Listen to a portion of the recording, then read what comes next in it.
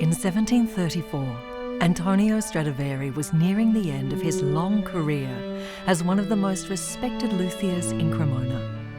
He had trained many apprentices in the art of violin making, and Antonio finally felt he could relax a little and build a violin for no other reason than to try out a new idea or two. He carefully put aside the prettiest maple wood with flaming patterns in the grain, using only the less attractive pieces for his experiment. When Ames was completed, he was a little larger than most, with no distinguishing features at all.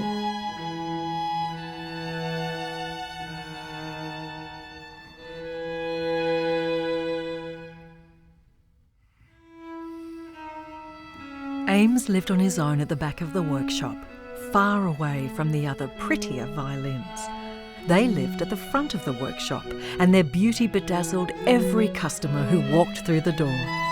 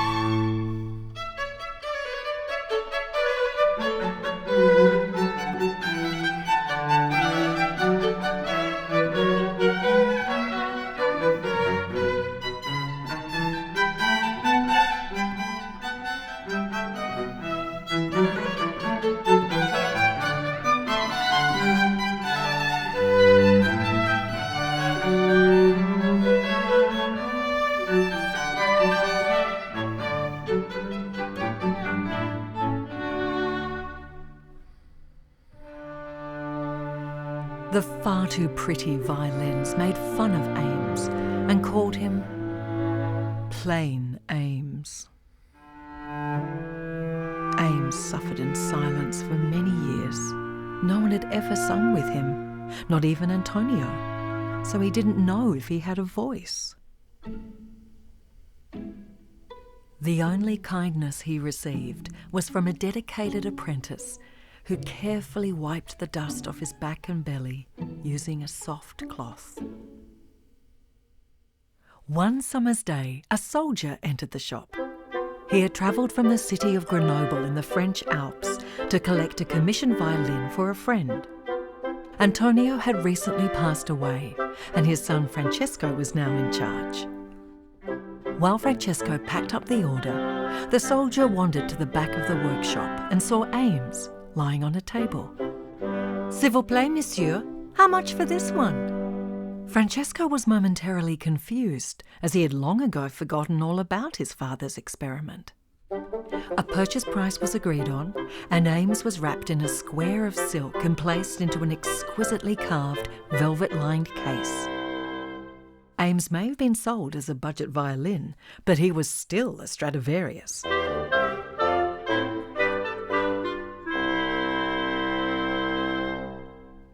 The soldier strapped a violin case to each side of his horse's saddle, mounted his horse and galloped away.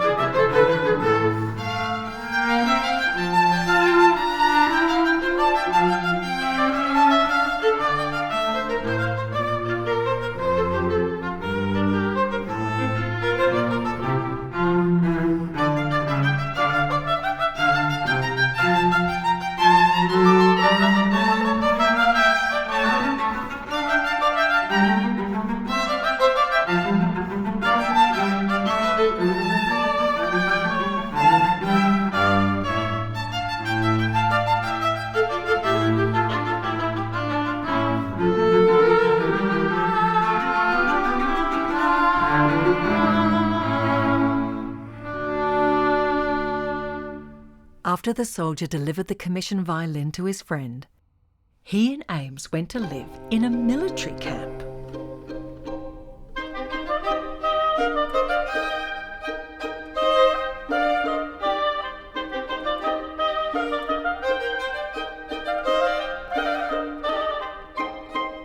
Ames and the soldier settled into a nightly routine around the campfire together. The soldier had no idea how to sing with a violin, so he placed Ames across his lap and happily strummed away on the strings.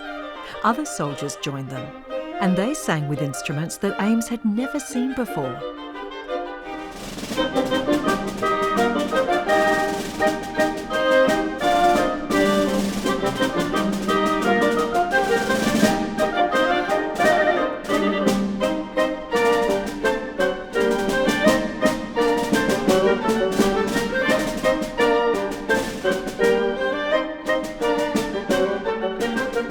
He found these instruments very friendly, and they didn't call him names.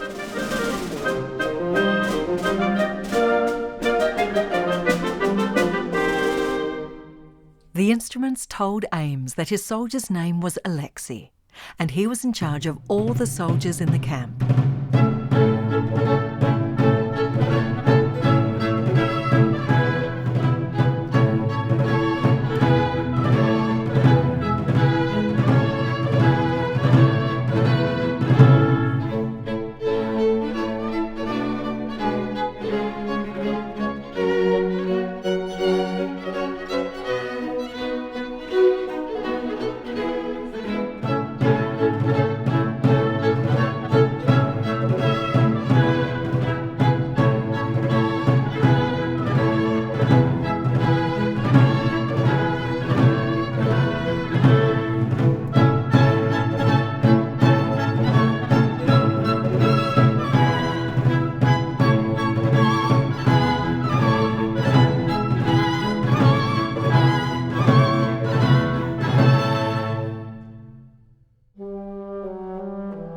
Each night, when the fireside sing-alongs came to an end, Ames was packed back into his case, which was then strapped back onto the horse's saddle. Ames was happily worn out by the sing-alongs and would sleep right through the day until his case was opened again in the evening. Ames was such a heavy sleeper. He slept through every battle and skirmish that Alexei was involved in. It wasn't until Alexei took a year's leave from the military that Ames was awake during the daytime again. Alexei wasn't happy being separated from his troops, and Ames was very relieved when the year's leave was over. He missed the evening sing-alongs, and he missed his friends.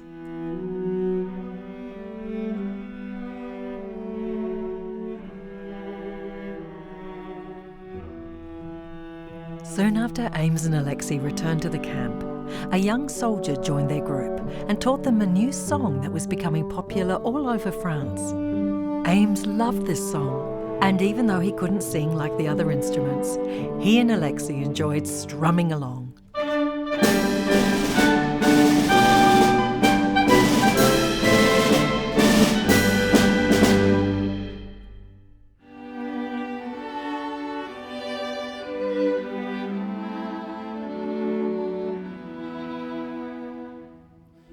Over time, Alexei became frail and could no longer lead his troops into battle. He and Ames returned to the house where they had spent their year away from the camp. Soon after arriving, Alexei put Ames back into his case for what would become a very long sleep. Ames woke to see a well-dressed stranger peering into the case at him. He was even more surprised to be lifted out of his case and feel something sliding across his strings. It appeared to be a stick.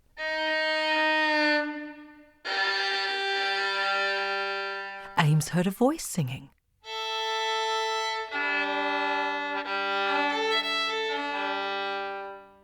It didn't sound very pretty. And then he realised that it was his own voice he was hearing. Ames wasn't convinced the stranger knew what he was doing with the stick, but he wasn't going to complain. He wanted to keep singing forever. The stranger turned out to be a baron, and he and Ames got along famously. Even though the baron had an important job in an office, he seemed far more interested in taking Ames to sing-alongs. Over time, their singing really improved, and Ames was quite chuffed with how his voice was coming along.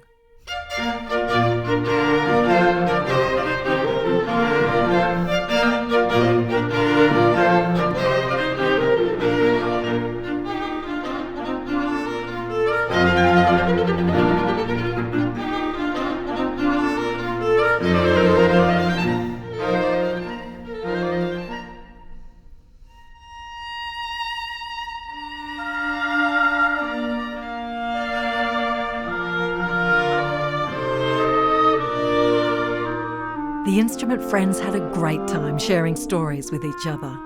Ames loved to tell the tale of the night he and the Baron were standing by their front window and looked out to see the French Emperor, Napoleon Bonaparte, on his horse galloping past their house. Ames and the Baron were even more astonished when they learned that Napoleon was fleeing after losing the Battle of Waterloo.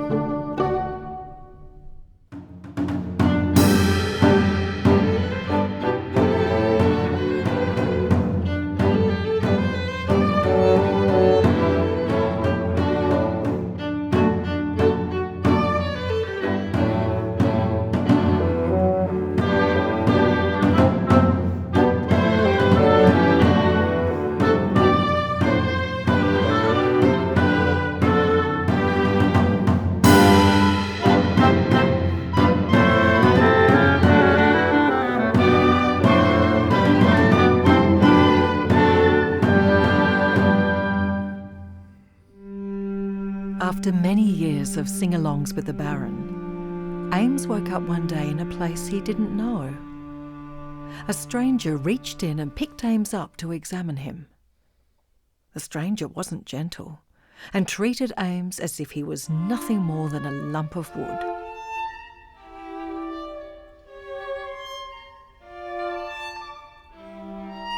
Sadly for Ames, this was to be the beginning of a long and unhappy journey, taking him from one violin showroom to another, from France to England and England to Germany.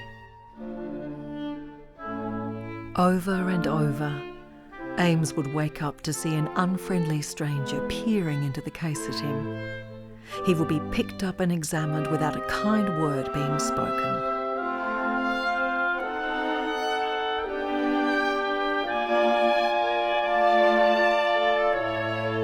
There were no more happy sing-alongs. In fact, the only instruments that Ames ever came across were the small and far too pretty violins who teased him for looking so plain. They told Ames that the only reason he was even in the showroom was because his label said Stradivarius.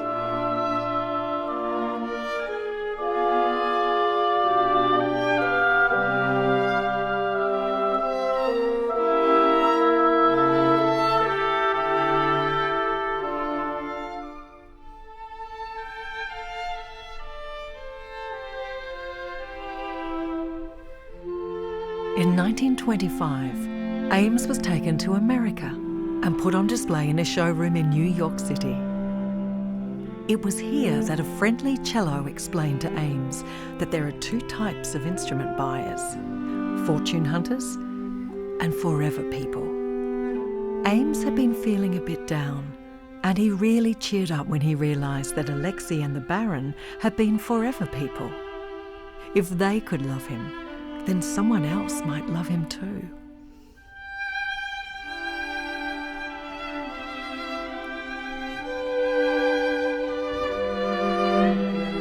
It wasn't long before Ames found himself living in a large house with Leslie, his new forever person. Each weekend, they would visit Leslie's friends to take part in sing-alongs.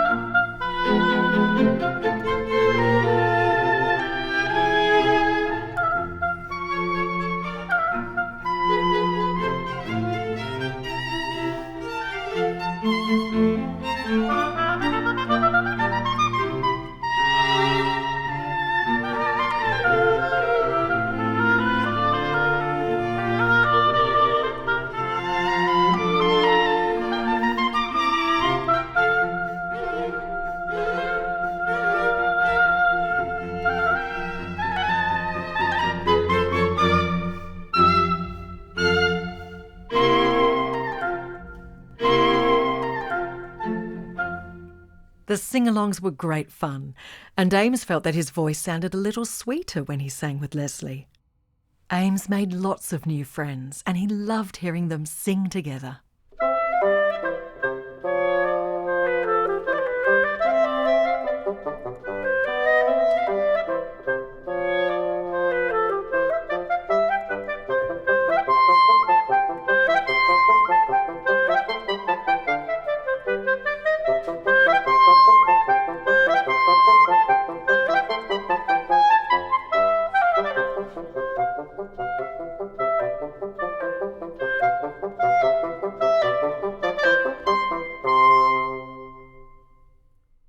Ames woke up one morning to a stranger looking into the case at him.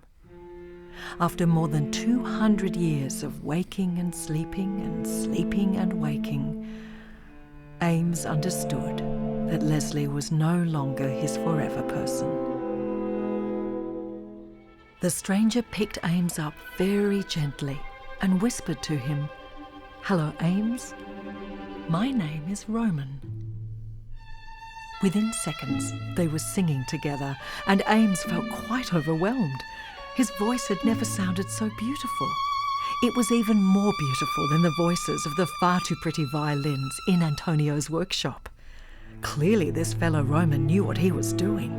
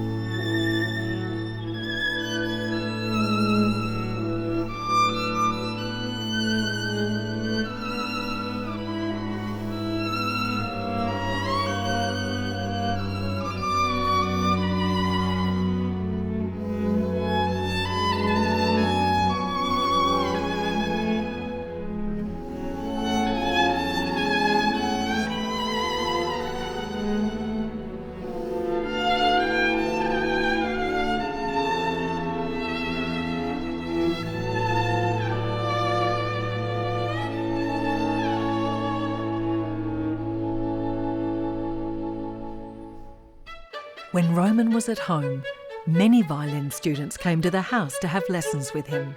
As time went on, there were small children at home as well, and Ames loved nothing more than to take part in family sing-alongs with Roman's 3 daughters.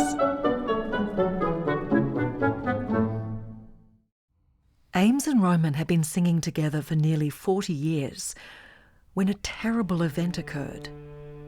One evening after a sing-along, Roman placed Ames on a table and went off to catch up with old friends before taking Ames home.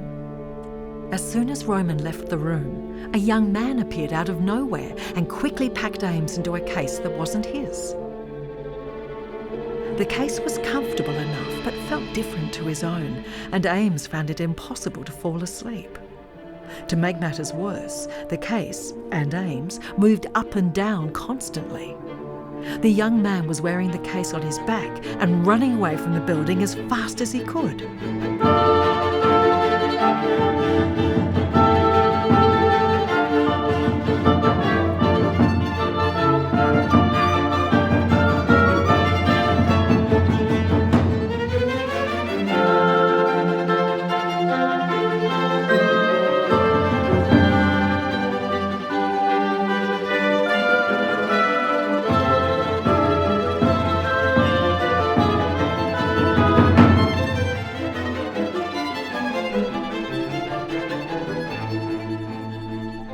When the man eventually stopped running, he opened the case to make sure that Ames wasn't hurt.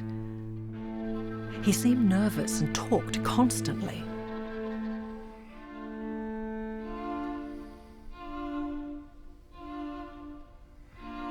When Ames sang with this man at sing-alongs, he knew his voice didn't sound as beautiful as it had with Roman. Also, whenever a person would come up close to them, the man would try and hide Ames under his armpit, which was most unpleasant.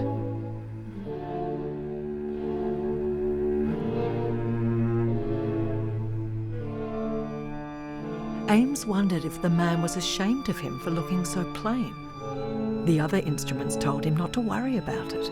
They thought the man was bonkers. But Ames wondered all the same. As the years went by, the man took Ames out of the case less often. Ames didn't mind this at all. He was totally worn out by the man's incessant talking. How could one person find so much to say?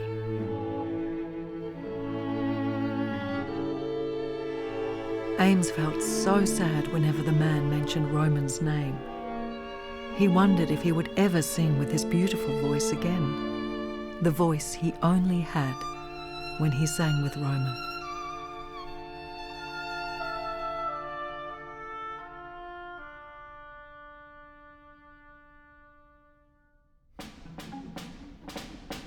After being asleep for many years, Ames was shocked to wake up and discover he was in a police station.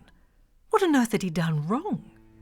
Then he heard a voice call out, "Ames! Ames!" It was Roman's daughter. She picked him up and hugged him tight. Then her sisters appeared and hugged him as well. Ames was dizzy with happiness. He had absolutely no idea what was going on, but he was so happy to see Roman's daughters again. The sisters told him they would find him a forever person who would love Ames as much as their father had. They also had a surprise for him, his old Stradivarius case. That night, Ames slept better than he had in years. He dreamed about campfires, sing-alongs, and singing with Roman, the forever person Ames had loved most of all.